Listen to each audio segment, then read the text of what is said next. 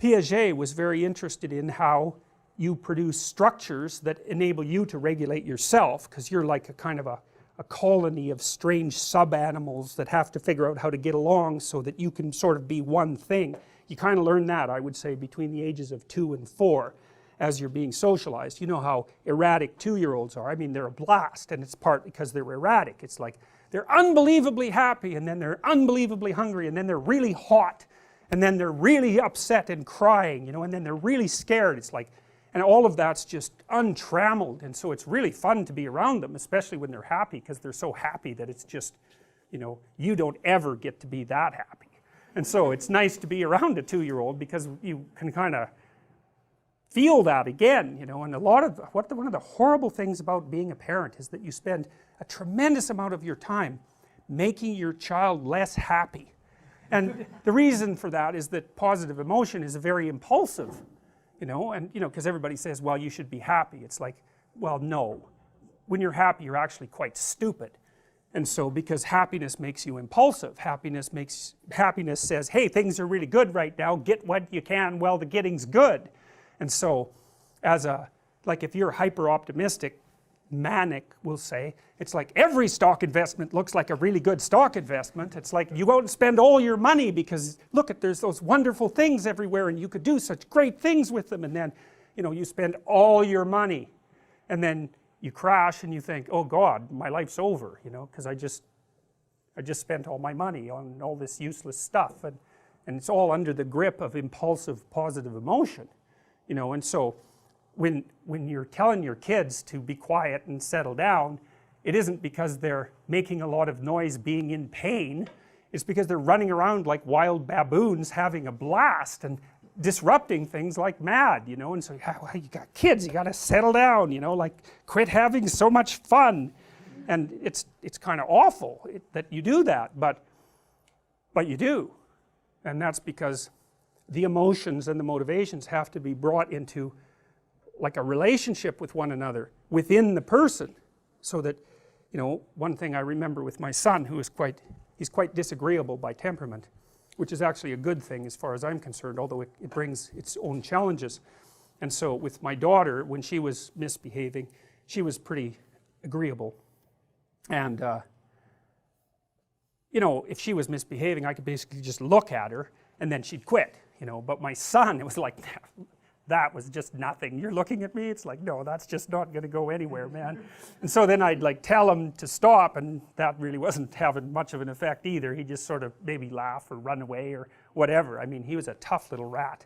And you know, what I would do with him is he would be doing something and I'd interfere and he'd get upset and, you know, angry, and so then I'd get him to sit on the steps, and I told him, and this is when he was about 2, I said, look, you're going to sit on the steps, that's time out. You're going to sit on the steps until you've got control of yourself and you can come back and play the family game again.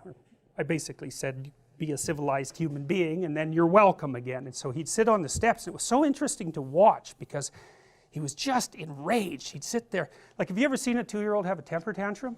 It's really quite the bloody phenomena. If you ever saw an adult do that, you'd call 911 right away. It's like, oh my God. And I've seen adults do that, you know, because people say with borderline personality disorder will have temper tantrums, and it's like, man, you want to be about 30 feet away from that person, that's for sure. It's really, but in kids it's like, well, first of all, they're only this long, so how much trouble can they really cause? But it's like, you know, they're just completely gone. They're like on the floor, their face is red, they're just furious, like way more furious than you ever get if you're even vaguely socialized. They're just outraged, and they're kicking and hitting the ground, and like, it's like a little epileptic fit of anger, you know. They're completely controlled by their rage. And we took care of one kid for a while who, he was actually a pushover, that kid. You could get him to behave by, you know, kind of shaking your finger at him, but his mother thought he was really tough because he had her figured out.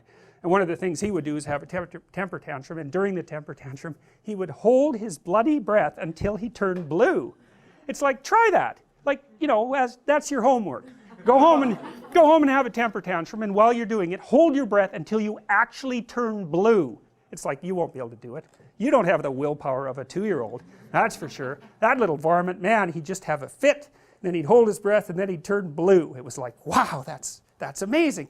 And we would just like let him do it, and you know, he'd turn blue and everybody would be gone and he'd come out of it, you know, and it didn't work, so he just quit doing it. I think he did it like twice, and he figured out, oh well, that's a lot of work for very little outcome. And you know, it's not like 2-year-olds are stupid. They're not stupid. They're probably smarter than you, but they're not civilized by any stretch of the imagination. And so anyways, back to my son, I'd put him on the steps and he'd be like, just like enraged and trying to get himself together, you know.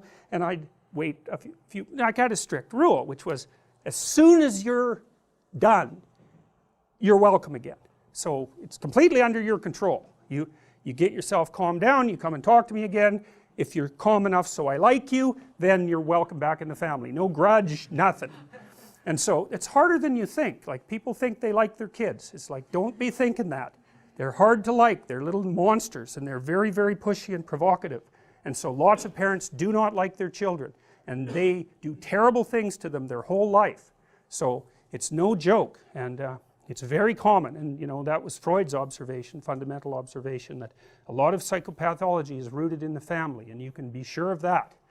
You know, and when you hear about some mother who's done something terrible to her child, which happens reasonably frequently, you know perfectly well that she has very terrible capacity to discipline. The child's just provoked her and provoked her and provoked her and provoked her and provoked her, and it just happens to be a day where her new boyfriend left and she's quite hungover and she got fired, and it's like, that's the wrong day to provoke her. And then she does something that is not good, and you read about it and you think, well, how could that happen? How could anyone do that? Well, that's how they do it. And so, and kids are very provocative, just like little chimps. Chimps will, the adolescents will like throw little pebbles and sticks at the sleeping larger males and bug them. And that teasing, which it is, that teasing turns into full-fledged dominance challenge behavior once the adolescent males get big enough to do it. And so when you're being provoked by a child, which they provoke you all the time, they're trying to figure out, well, just where are you exactly? What happens if I do this? What happens if I do this? You know, and how else are they going to figure it out? Anyways, he'd sit on the steps and he's just enraged and trying to control himself, and I'd watch that, and then, you know, I'd come back after about 2 minutes or whatever, and he'd still be, I'd say, well, you know, have you got yourself under control? Are you ready to get off the steps? He'd go, no, not yet.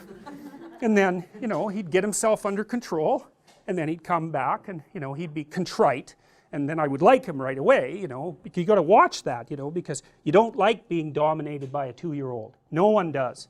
And so if the child hasn't mastered himself and started to act in accordance with the prevailing social norms, you won't like them. Well, you think, oh yeah, I will, because, you know, I'm a good person. It's like, no, you won't, and no, you're not a good person, so don't be thinking about that at all. It's just not true.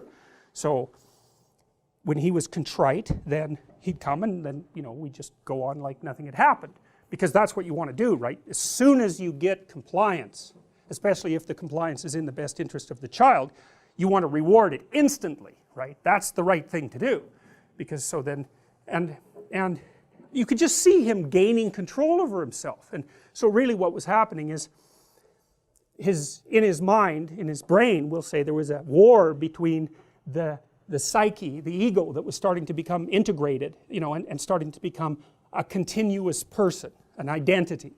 And it's fragile in 2-year-olds, and it can be disrupted all the time, and it is. That's why they're so hyper emotional. It's fragile, that little ego, and it doesn't have a lot of power. And so what you want to do is reward it when it wins.